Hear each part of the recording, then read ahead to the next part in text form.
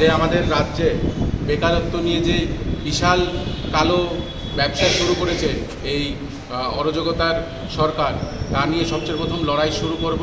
কারণ আমরা দেখেছি যে আমাদের পুরো দেশে বেকারত্বের ভার হয়েছে 10.3%, আর রাজ্যের বেকারত্বের ভার হয়েছে 14। মানে একটা দেশের থেকে আমাদের রাজ্যের বেকারত্বের ভার বেশি।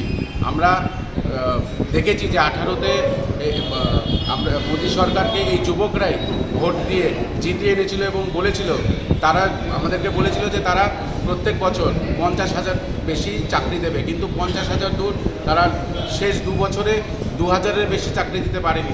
2,000 চাকরিও আজকে টলমটল করছে। তাই এই ভোট আসার আগেই ওরা এই চাকরির ইন্টারভিউ নেয়, চাকরির জন্য ইন্টারভিউ দেওয়ার পরে পাশ করিয়ে ওদেরকে বাড়িতে বসিয়ে রাখে। যুবকরা আজকে হতাশ, তারা কোনো চাকরি পাচ্ছে না, তারা রাস্তায় রাস্তায় ঘুরছে।